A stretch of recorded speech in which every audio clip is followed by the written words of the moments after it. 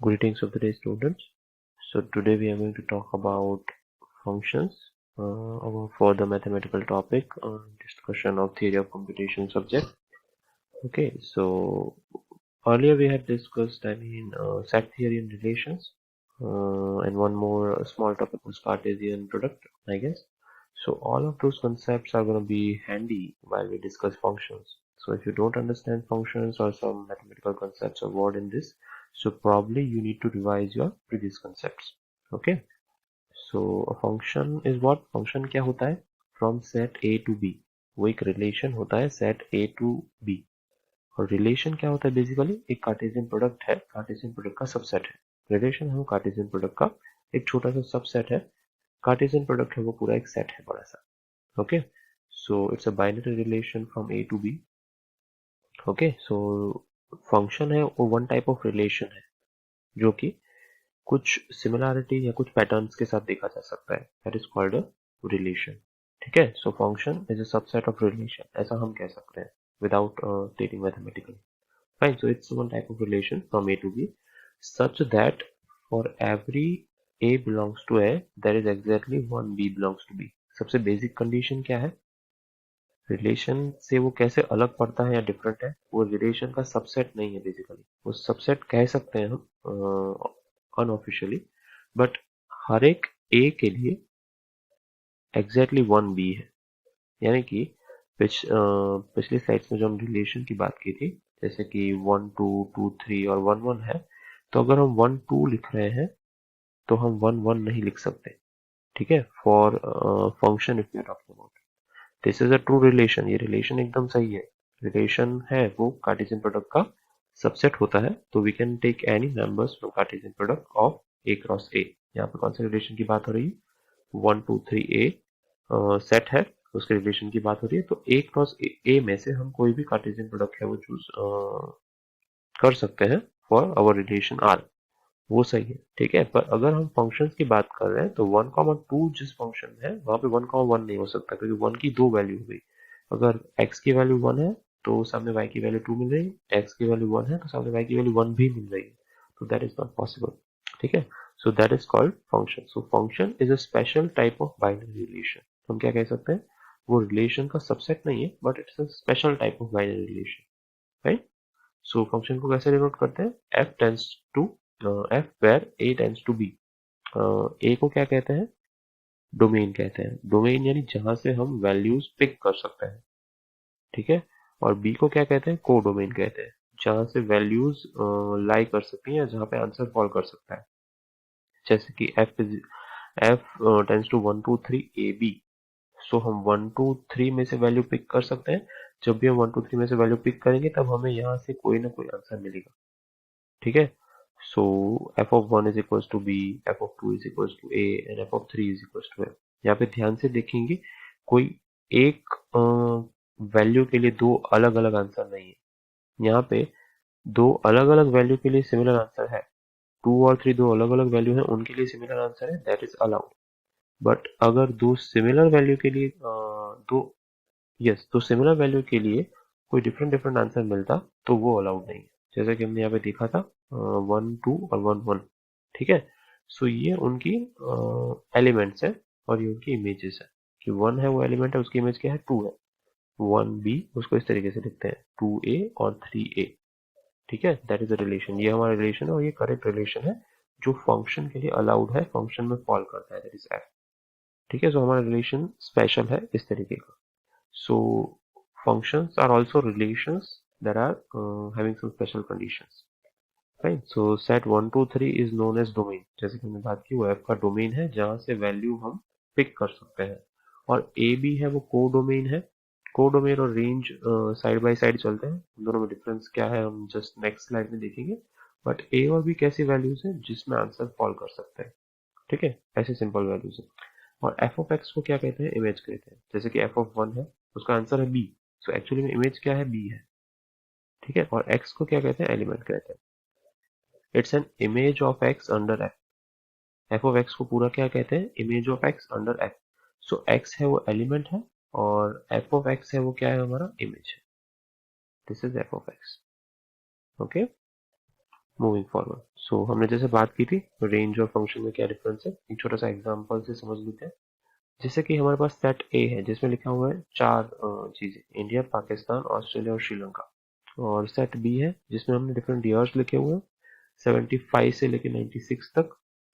तो अगर आप ध्यान से देखें तो सेट ए और सेट बी के बीच में कुछ स्पेशल रिलेशन एस्टैब्लिश हो सकता है। जो जिनको क्रिकेट के बारे में पता है उनको पता होगा। India won the world cup in 1983, then Pakistan won it in 1992, Australia won it in 87 first time, and then Sri Lanka won it in 96। ठीक है, सो उस तरीके का हम इन दोनों के बीच में एस्टैब्लिश रिलेशन एस्टैब्लिश करने की ट्राई कर रहे हैं। तो ये है वो हमारा क्या है, डोमेन है। यहाँ से हम वैल्यू पिक करेंगे। ये सेट बी है वो क्या है, हमारा को डोमेन है जहाँ से वैल्यू आ सकती है, कोई भी रिजल्ट आ सकता है 1975 से लेकर 1996 तक। और ये हमारा एक्चुअल फंक्शन की इमेज है।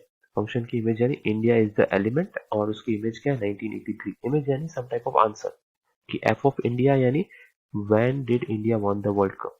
सो इस फंक्शन का बेसिकल नाम क्या है, choose the country which won the world cup year. ठीक है, choose the year in which the country won the world cup. So similarly ये हमारे फंक्शन का नाम है। तो एफ ऑफ इंडिया क्या होगा 1983, क्योंकि India won the world cup in 1983। F of Pakistan क्या होगा 1992, because Pakistan von the world cup in 1992, and 87 for Australia and 96 for Sri Lanka. तो इसका मतलब क्या हुआ, हमारा जो फंक्शन है उसका क्या है, basically F of X. X की जगह पे हम कंट्री देंगे, is equal to give us the year in which a country won the world Cup. ठीक है, सो हमें यहाँ पे क्या चाहिए, ईयर चाहिए। ये हमारे फंक्शन का काम है। तो हमारी इमेज क्या होगी, जो सारे ईयर्स हैं वो, और हमारा डोमेन क्या होगा, या हमारे एलिमेंट्स क्या होंगे, सारे कंट्रीज। ठीक है, तो एक रिलेशन कैसा एस्टेब्लिश हो गया, ये हमारा रिलेशन हो गया। इंडिया 1983, पाकिस्तान 1992, ऑस्ट्रेलिया 1987 और श्रीलंका 1996। ये हमारा रिलेशन हो गया, उसको इस तरीके से लिख सकते हैं। सो हमें पता होना चाहिए रिलेशन एस्टेब्लिश करना सिर्फ मैथमेटिकल कंसेप्ट या नंबर्स के बारे में नहीं है, वो कोई भी हो सकता है, कोई भी दो एलिमेंट्स के बीच में, कोई भी दो सेट्स के बीच में हो सकता है। ठीक है, सो जैसे कि मैंने बताया डोमेन हमारा सेट ए है, को डोमेन हमारा सेट बी है, और रेंज क्या है 1983, 7, 92 और 96। ये चार हमारी रेंज है। तो कोडोमेन और रेंज में डिफरेंस क्या हुआ, कोडोमेन यानी ऐसा सेट जिसमें से वैल्यू कोई भी फॉल कर सकती है। तो सेट बी है जो आपको दिख रहा है वो हमारा पूरा कोडोमेन है।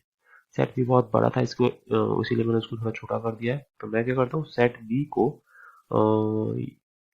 ये वाला ले लेता हूँ। ठीक है, सो ये सारी वैल्यूज हैं वो क्या है, पॉसिबल वैल्यूज जिसमें से आंसर आ सकते हैं, तो उनको हम क्या कहेंगे, कोडोमेन।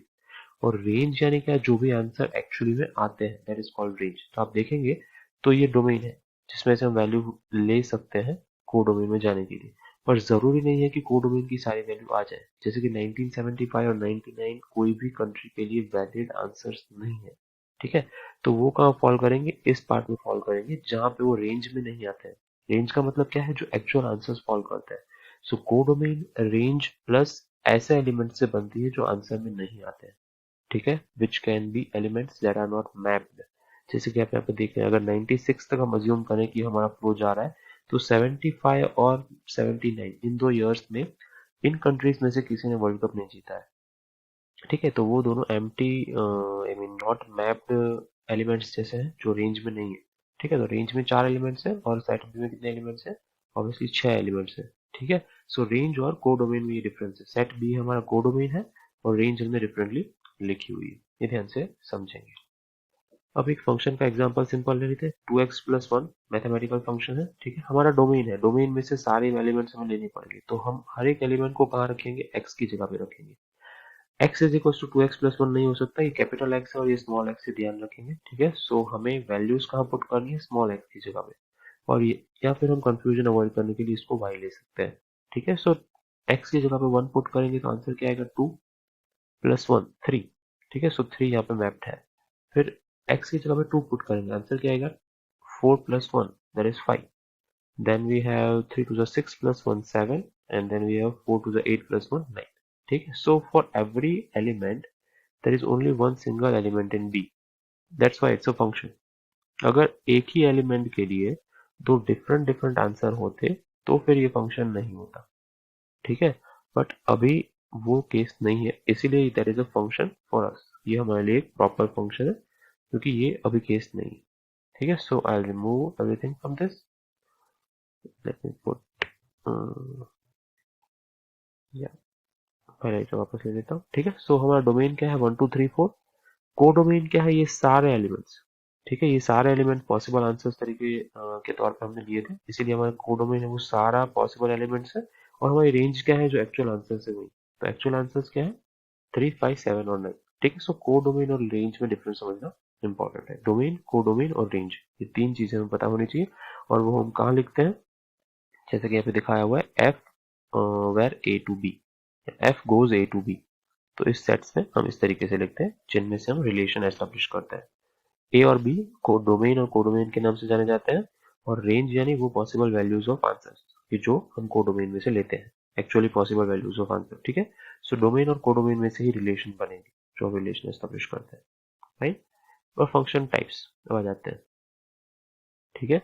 सबसे पहले इंजेक्टिव फंक्शन टाइप है या फिर 1 to 1 फंक्शन टाइप है। जैसे कि नाम है उसका 1 to 1 मैपिंग, उसी तरीके से अगर जो हमारा डोमेन है उसका हर एक एलिमेंट को डोमेन के एक एलिमेंट के साथ मैप करता है, ठीक है, तो उसे हम क्या कहेंगे 1 to 1 फंक्शन कहेंगे। क्लियर है, एक से ज्यादा एलिमेंट के साथ मैपिंग पॉसिबल नहीं होना चाहिए, right. So that is called 1 to 1 function. अगर मैं एक और दूसरे तरीके से एग्जांपल लूं कि अगर हमारा function y is equals to 2x की जगह हमारा फंक्शन अगर y is equals to X square है, ठीक है, तो फॉर फंक्शन एक्स स्क्वायर 2 के लिए आंसर क्या आएगा 4। सिमिलरली -2 के लिए भी आंसर क्या आएगा 4। तो a में ऐसे दो एलिमेंट है जिनकी इमेज सेम है, दैट इज 4, 2 और -2 दोनों की इमेज या दोनों का आंसर क्या आएगा 4। सो अगर different elements in a have different images तो उसे 1 to 1 कहेंगे। अगर एक्स स्क्वायर नाम का फंक्शन है जिसमें डिफरेंट एलिमेंट्स की इमेजेस a में से वो डिफरेंट नहीं है, सेम है कोई भी दो एलिमेंट्स की, तो उसे हम 1 to 1 फंक्शन नहीं कहेंगे, उसे हम क्या कहते हैं इंजेक्टिव फंक्शन भी कहते हैं। Name comes from 1 to 1 mapping simply, okay. यहाँ पे बी में कोई भी एम्प्टी एलिमेंट है तो चलेगा, इट्स अलाउड, ठीक है, इन इंजेक्टिव फंक्शन।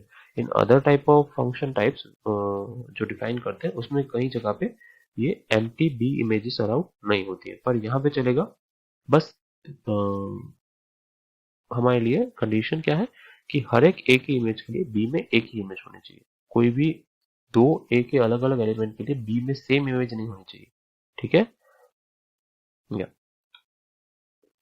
उसको हम yes I just wanted to add one more point कि इसको हम कंफ्यूज किससे नहीं करेंगे, नॉट अ फंक्शन टाइप से। नॉट अ फंक्शन का टाइप क्या होता है एक बार हम देख लेंगे after discussing the second function.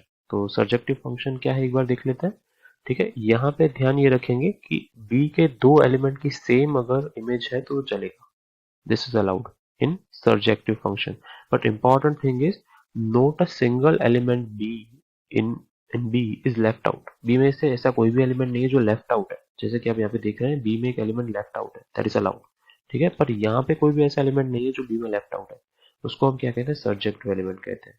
कि if every element in b is image of at least one element in a, ठीक है, at least one element in a में से उसकी इमेज है तो उसको हम सर्जेक्टिव फंक्शन कहते हैं, या फिर हम उसको ऑन टू फंक्शन भी कहते हैं, ठीक है। Surjective and onto function are synonyms of each other.